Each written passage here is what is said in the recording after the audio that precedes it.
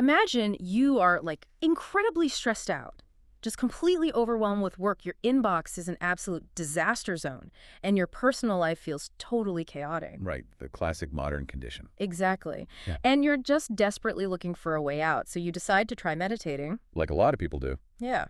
You find a quiet corner, you sit cross-legged, you close your eyes, and you just try to calm your racing mind. Hoping for a little peace and quiet. Right. Maybe you're hoping to lower your blood pressure, or, maybe you're aiming higher, hoping to unlock some profound inner peace or attain Buddhahood. Sure. But what if sitting there with your eyes closed, trying to escape your stress, is just a complete and utter waste of time? Which is a pretty jarring thought. It really is. Oh. What if it is, as one author puts it, like a blind man lighting a lamp just wasting wax? Yeah, that phrase just completely shatters the modern wellness narrative, doesn't it? Oh, totally. We are so conditioned to retreat inward the very moment the outside world gets too loud. I mean, we treat meditation as this immediate, over-the-counter antidote to our daily chaos. And the text we are diving into today argues that using meditation as an antidote is, well, it's actually completely backward. It really flips the whole concept on its head. It does. We have this punchy, incredibly provocative short text from March 2011 to look at. It's written by an author named Feng and translated by Kinyu. And the title really does not pull any punches. Not at all. It's literally called What's the Point of Meditating? A fair question, all things considered. Right. And our mission for this deep dive is to explore Feng's argument, because he lays out 8 specific, just monumentally demanding life problems that you must completely solve before you even think about meditating. He essentially creates this rigorous prerequisite course for spiritual practice. Yeah. And, I mean, the barrier to entry here is staggering. He is looking at the common practice of sitting in meditation to find peace, and basically saying, well, if you haven't fixed your fundamental realities, your meditation is just an illusion. So let's get into the mechanics of this, because the first few items on his checklist are so grounded, they're so deeply physical that they almost feel completely out of place in a spiritual text. They really force you to look at the mundane stuff. Exactly. Feng forces us to look right at the dirt beneath our feet before he even allows us to look up. Right. Point number 1 requires you to have solved the issues of food, clothing, shelter, and transport. Just basic survival. Yeah. But then, in the exact same breath, he adds birth, aging, illness, and death. Which is quite the escalation. It's wild. And he repeats this harsh, rhythmic refrain throughout the entire text. He keeps asking, if these aren't solved, what's the point of meditating? And the inclusion of paying your rent and buying your groceries alongside, the existential realities of aging and death. That's very deliberate. Yes. Well, he is anchoring spiritual practice in the absolute most basic biological and material survival. Okay, that makes sense. In his framework, if you are hungry, or if you're cold, or just worried about how you're going to pay for the train to get to work tomorrow, your consciousness is tethered to survival. It's literally stuck in the physical world. Exactly. Yeah. You can't transcend if you're worried about your next meal. I can definitely understand solving food and shelter, but he explicitly lists solving the issue of aging and death. Yeah, that's where people usually get hung up. Because how does one solve death before meditating? Like, for you, the listener, who just wants to lower your blood pressure, being told you first have to solve your own mortality is going to sound completely absurd. Oh, absolutely. Is he speaking metaphorically here? Not exactly. We have to look at how he defines solving these issues. Mm-hmm. It isn't about, achieving biological immortality or finding the fountain of youth. Okay, good, because that would be a high bar. Right.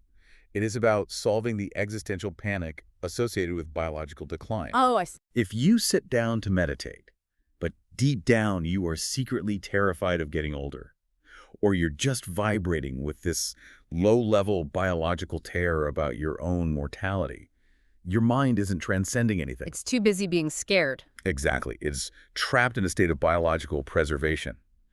Feng is arguing that until you have fundamentally made peace with your own decline and eventual death, your mind will always snap back to the physical body the moment it feels threatened. Wow. Okay, that actually makes the second point on his list make a whole lot more sense. What about sexual frustration? Yeah? Point 2 demands that you have solved the issue of sexual frustration, or, as it's translated in the text, sexual thirst. Right. And again, if not, what's the point of meditating? You really don't often see sexual frustration explicitly listed alongside, like paying for transport in a spiritual checklist. It's definitely unconventional for modern mindfulness. For sure. But if we follow that logic of biological gravity you just mentioned, an unmet primal drive like that is going to be incredibly loud when you try to sit in silence. It highlights the unavoidable reality of the human condition. I mean, the reproductive drive is one of the most powerful forces in biology. Oh, definitely. If you are biologically unfulfilled, if you are constantly distracted by primal human drives, achieving the deep stillness that true meditation requires is just impossible. Your body is basically shouting at you. Right. Your body will relentlessly pull your attention back down to the physical realm.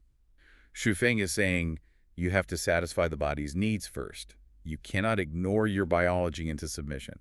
It feels like he's saying you can't bypass your human obligations to play at being spiritual, you know? Exactly. There's no skipping steps. You can't just abandon your life, ignore your physical needs, and go sit in a cave somewhere to escape it all. Which is a huge trope in spirituality. Right. And that ties directly into point 3 on his list, which is fulfilling your family duties. Yes. You have to have solved the problems of supporting your parents and raising and educating your children. And that cuts directly against a lot of traditional ascetic practices. Because usually, leaving society, leaving the family behind, that's often seen as the necessary first step toward enlightenment, right? Yeah, the lone monk on the mountain.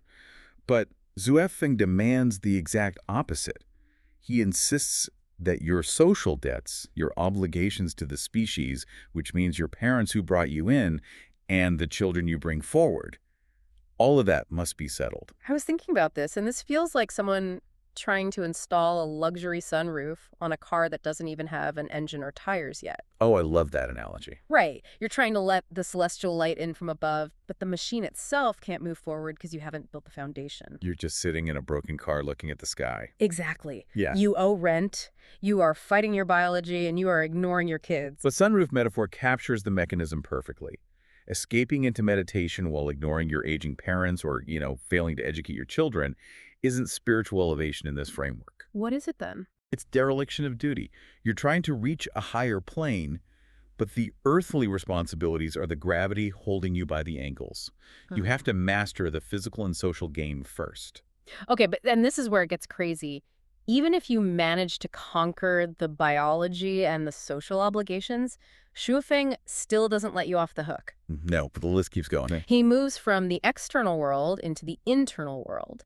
And this is where he introduces this massive paradox regarding how we usually view the purpose of meditation. The mental blockages. Yeah. Point 4 asks if your inner worries are solved, ensuring your mind has no blockages. And then point 7 asks if you have weeded out the spiritual weeds from your mind. And this right here is where modern practitioners usually just hit a brick wall with this text. I mean, I certainly hit a wall reading it. It's so counterintuitive to how we're taught. Totally. Because if I download a meditation app right now, the entire marketing pitch is that the app will help me clear my mental blockages. Right. Find your focus. Clear your mind. Exactly. The whole reason people meditate is to get rid of inner worries and clear out those mental weeds. Why on earth is Yue Feng demanding we fix our mental afflictions before we sit down to meditate? Well, it forces us to ask what meditation actually is in Shu Feng's philosophy. Okay. Because today, we treat meditation as a therapeutic tool. We use it like a broom to sweep out a dirty mind. But in this text, meditation is not the broom. Wait, if it's not the broom you use to sweep the mind, is he saying meditation is what you do after the house is already spotless? Spot on. It is the state of enjoying the house once it is completely immaculate. Oh, wow. Think about it. If your mind is full of weeds, anxieties about a work presentation, unresolved conflicts with a friend, deep-seated resentments, and you just sit in silence, what are you actually doing? I guess you're just stewing in it. Right. You aren't transcending anything. You are just sitting in the dirt staring at your own weeds. You are trapped in a quiet room with your unresolved worries. And honestly, the silence just amplifies them. So sitting on a cushion and agonizing over your inbox isn't meditating. Not at all. It's just agonizing while sitting cross-legged. Exactly. That is a brutal realization. He's basically saying you have to do the psychological work out in the real world. You can't hide from it. You have to have the difficult conversation. You have to quit the stressful job. You have to actively pull the weaves through actual action. Yes, through living your life properly. And only when the mind is naturally clear and free of inner turmoil, only then is it capable of entering a true meditative state. He is stripping away the whole idea of meditation as a coping mechanism. Yeah, no safety net. Right. You don't get to use this practice to merely tolerate a broken, stressful life. Yeah. You have to fix the life first. He reserves the act of meditation for a highly elevated state of being. It's like a reward. Exactly. It's not the journey to get better.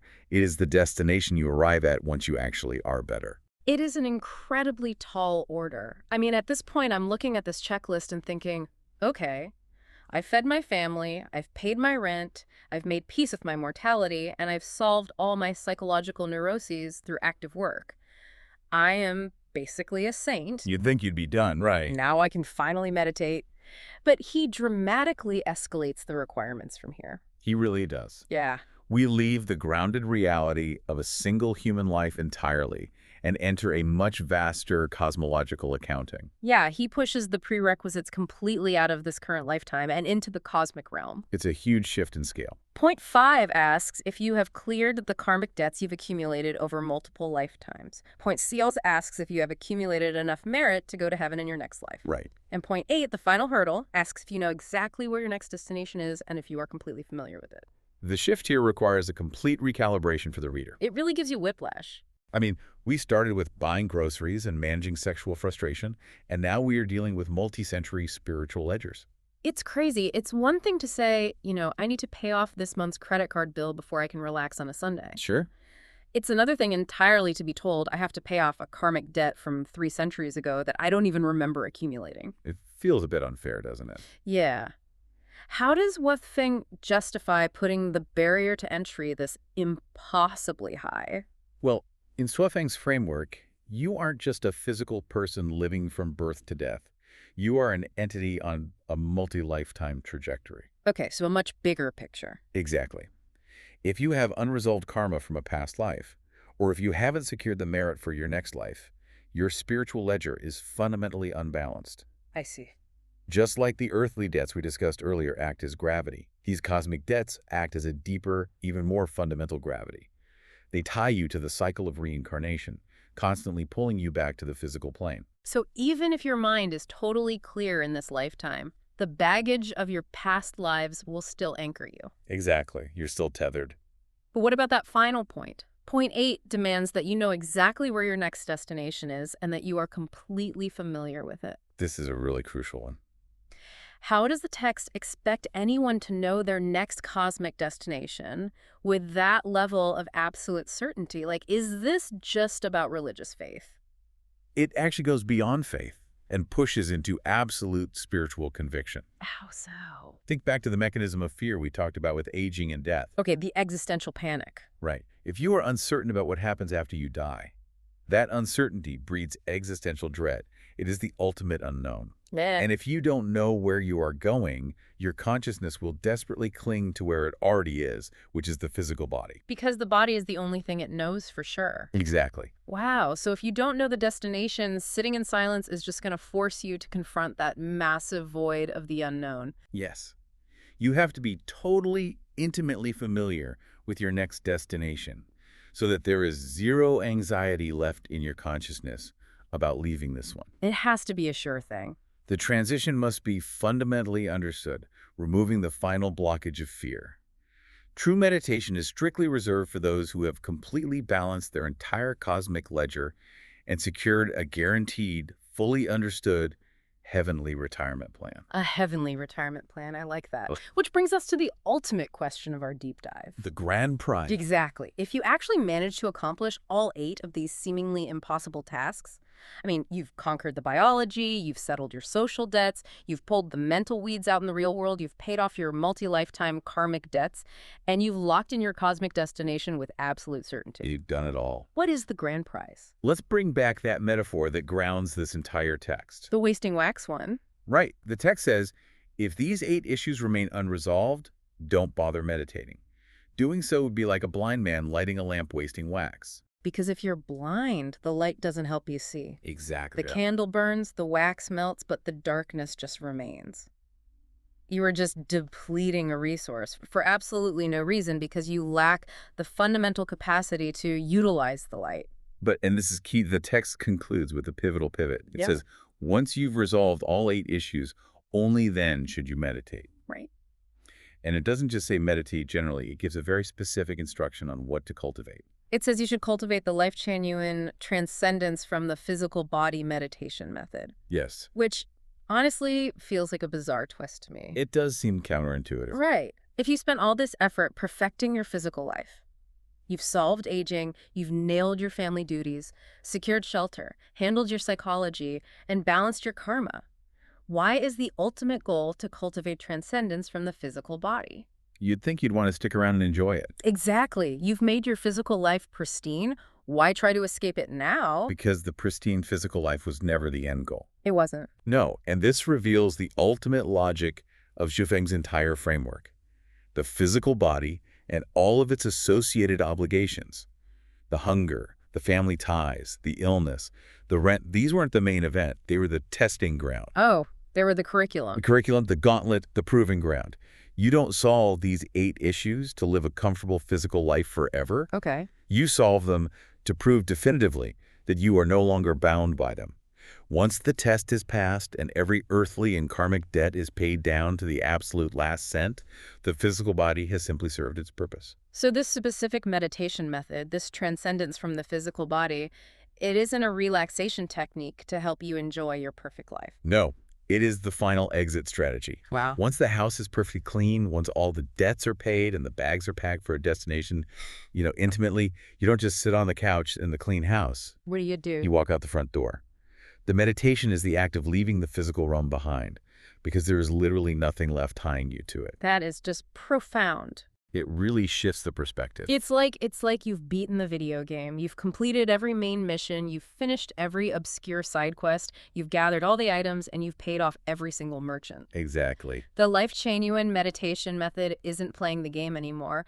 It's just you putting the controller down and watching the final credits roll as you exit the simulation. That's a great way to put it.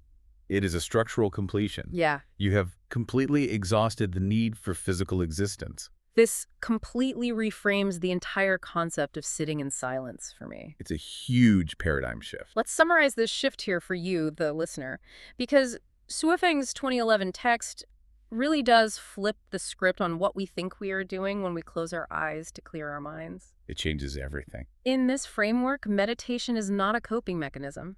It is not an aspirin you take when you are struggling with the stress of your inbox or your family life.